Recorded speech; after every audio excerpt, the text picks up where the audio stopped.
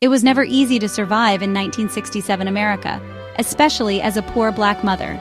Across cities like Harlem, Chicago, and Oakland, women bore the double weight of economic precarity and social surveillance. Aid programs designed to alleviate poverty often humiliated those they claimed to help. Mothers were policed, shamed, and accused of dependency. Yet, in that year, a quiet revolution began. Mothers refused to be silent, refusing to surrender their dignity. They demanded survival not as charity, but as a right. This is the story of that revolt, of women like Rosa Jenkins in Harlem, Louise in Chicago, and Johnny Tillman in Oakland. Their courage reshaped welfare policy, challenged systemic oppression, and redefined motherhood as labor worthy of recognition. The welfare office on 125th Street looked less like a place of aid than a fortress. Fluorescent lights hummed overhead. The air smelled of sweat and cheap disinfectant. Mothers sat clutching folders, children tugging at hems, faces tense with fear of arbitrary judgment. Rosa Jenkins, mother of 3, gripped her manila folder tightly. They came last night, knocked after dark, rifled through drawers, asked if a man was living here. My boy's sneakers were on the floor, they said another pair, and the check would be cut off. They want us scared small, but we ain't beggars. That day, the office hummed as usual until the women decided to act. When the loudspeaker called number 63, window 4, they did not move. They marched together into the supervisor's office. We will not leave until we are treated with respect. Clerks froze. Phones rang unanswered. Children curled into laps.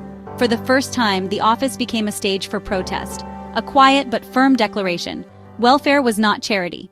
It was survival. The revolt began quietly, in basements, church halls, and community centers. Mothers gathered, babies on hips, toddlers darting between chairs. The air was thick with tension and shared experience. We are treated like criminals. They walk into our homes, decide we are unfit, and leave judgment behind. Heads nodded. If a man visits his children, they cut us off. They'd rather we remain broken. It was here that Johnny Tillman first began to speak with authority. Welfare is a woman's issue. They call us lazy. But raising children is work. If the country can pay men to fight in Vietnam, it can pay us for keeping families alive. The women began to see themselves as workers, political actors, capable of demanding justice. By spring, frustration erupted into direct action. On 125th Street, mothers carried signs, "Dignity, not charity," and "Stop the midnight raids." When the office loudspeaker summoned numbers, the mothers did not budge. They marched into the supervisor's office, sitting with children in their laps. What do you want? We want respect. We want enough to feed our children without shame. We will not be treated like criminals for surviving. Hours passed, phones rang unanswered, caseworkers whispered to one another. The mothers held firm. For one day, Harlem's welfare office became a site of political power. The revolt spread to Chicago. On the south side, mothers pushed strollers down State Street carrying hand-painted signs. "Motherhood is work dignity, not charity." Louise, with a baby strapped to her chest, lifted a megaphone. They say we're lazy. Lazy. We work harder than anyone. We feed families, clean houses, raise children. We keep the city alive. Don't you think welfare helps you? Helps us? It polices us, sends men into our homes, judges us for needing food. That is not help, that is control. Traffic slowed, police lined the sidewalks but did not intervene. Chicago's mothers had turned everyday survival into political theater. In Oakland, the revolt assumed voice and strategy. Community centers overflowed with mothers and children. Posters lined the walls. "We are workers and end the man-in-the-house rule." Johnny Tillman stood at the front, commanding attention. Welfare is a woman's issue. They call us lazy. But raising children is labor. If you want soldiers for your wars, workers for your factories, respect the women who bring them up. The audience erupted, stomping feet and clapping. Tillman reframed welfare as recognition of invisible labor.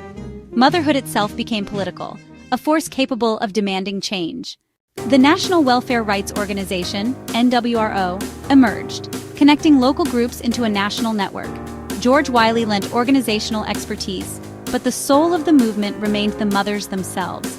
NWRO tactics were bold. Office invasions, marches, lawsuits against humiliating inspections, lobbying Congress. Membership swelled to over 100,000. For the first time, welfare mothers had a union and a voice. The revolt faced fierce resistance. Editorials decried lazy welfare mothers. Politicians railed about fraud. Caseworkers doubled down on invasive inspections. By the late 1970s, Ronald Reagan's welfare queen stereotype weaponized against black mothers emerged, attempting to erase the dignity won through revolt. Yet the mothers held firm. Their struggle was not for policy alone. It was for recognition of their humanity, their labor, their right to survive. AFDC caseload in 1967. Over 6 million families. Man in the House rule allowed caseworkers to investigate for adult males, policing women's autonomy. Welfare benefits often covered less than half of monthly expenses, forcing supplemental informal labor. NWRO chapters appeared in New York, Chicago, Oakland, Detroit, Cleveland, linking local struggles nationally. This data shows the revolt was grounded in material necessity, not symbolic protest.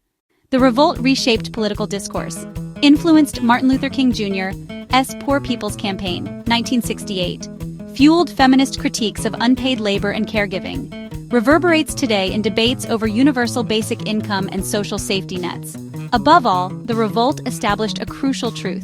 To be poor is not to be powerless. To mother is to labor. Survival, when claimed collectively, is revolt. Rosa Jenkins, Louise, and Johnny Tillman, their voices, once whispered in fear, became a chorus that changed America. Years later, those women remembered their acts not as victories alone, but as a transformation. The revolt did not eliminate poverty, nor erase systemic oppression, but it created a framework. Dignity, survival, and motherhood are inseparable. The fire lit in Harlem, Chicago, and Oakland, though quieter than riots in Detroit and Newark, burned fiercely. In that blaze, mothers claimed what had long been denied, the right to be seen, to survive, and to speak. As of September 2025, significant changes are underway in U.S. welfare programs, particularly under the One Big Beautiful Bill Act of 2025, signed by President Donald Trump. These reforms, effective starting January 1, 2026, aim to reduce federal spending on social safety nets and shift more responsibility to state governments. SNAP, Supplemental Nutrition Assistance Program. Work requirements expanded. Able-bodied adults without dependents, ABODs, must now work, study, volunteer, or train for at least 20 hours per week to receive benefits. Failure to meet this requirement limits aid to 3 months over 3 years. Previously exempt groups, including veterans, immigrants, and individuals aged 55 to 64, are now subject to these rules. Family work requirements. Families with children older than 7 must also meet work requirements, down from the previous threshold of 18. Funding reductions. The law is projected to cut $186 billion from SNAP over the next decade, with some funding responsibilities shifted to states. Medicaid federal funding cuts. The bill slashes nearly $1 trillion from Medicaid over 10 years, shifting financial responsibilities to states. Housing assistance funding reductions. The budget proposes a 43% cut to rental assistance funding and consolidates 5 major federal housing programs into a state-based formula block grant program. Welfare evolution, 1967 versus 2026, 1967. Foundations of modern welfare. Key legislation, Social Security Act of 1935, initially provided Aid to Dependent Children, ADC, later AFDC, Aid to Families with Dependent Children. 2026, projected changes under the One Big Beautiful Bill. Key legislation, One Big Beautiful Bill Act of 2025, signed by President Donald Trump, introducing significant reforms to welfare programs. The philosophical shift is stark, from poverty relief as a right to aid contingent on personal responsibility. This timeline illustrates a significant shift in U.S. welfare policy from a focus on entitlement and poverty alleviation in 1967 to a model emphasizing work requirements, state responsibility, and fiscal conservatism in 2026. The struggle for dignity continues.